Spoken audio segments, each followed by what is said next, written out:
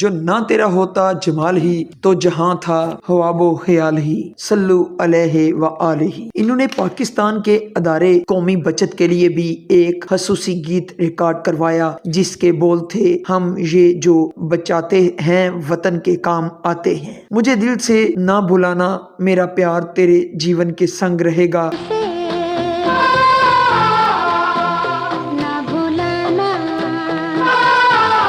वादा करो साथ जीना।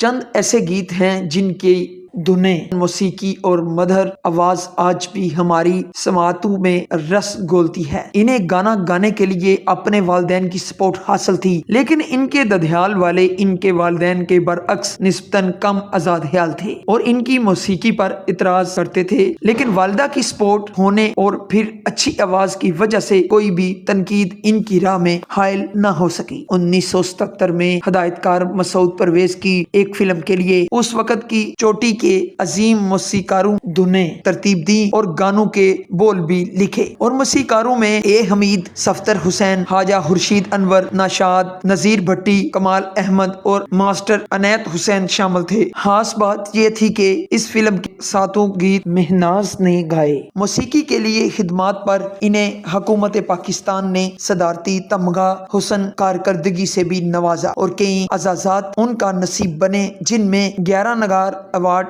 2 नेशनल अवार्ड, 7 ग्रेजुएट अवार्ड और 1 पीटीवी अवार्ड भी शामिल। मगर एक एजाज और भी है, जब मलका तरन्नुम नूरजहां अलालत के सबब कराची में जेर इलाज थी तो एक दिन महनाज उनकी अयादत के लिए हस्पताल आए तो मैडम नूरजहां ने महनाज की आमद पुर मसरत इजहार किया और इनसे फरमाइश की कि महनाज जी मुझे वो गाना सुना दो, दियारे गैर में कैसे बसर हो कोई।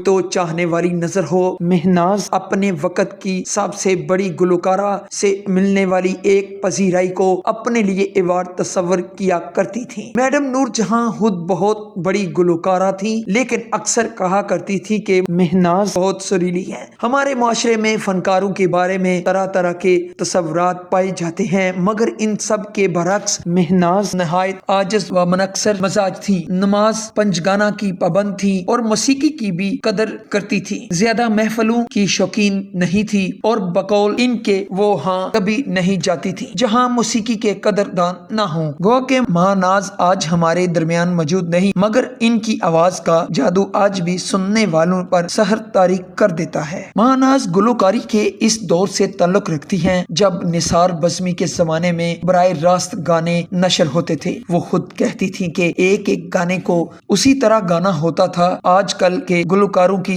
तरह 17 रीटेक्स की गुंजाइश नहीं हुआ करती थी। महनाज गुलकारी में खुदादाद सलाहियतों से माला माल थी, मगर रेडियो गायकी की तरफ आना महज एक इत्तेफाक था। हुआ कुछ यूं था कि उनके कॉलेज ने मिली नगमों के एक मुकाबले में हिस्सा ले रखा था और ऐन मुकाबले के रोज जिस तलबा को मिली नगमा पेश करना था वो बीमार हो गई। महनाज सोज व सलाम तो पढ़ती थी, इसलिए इन्हें इस लड़की की जगह गाने को कहा गया और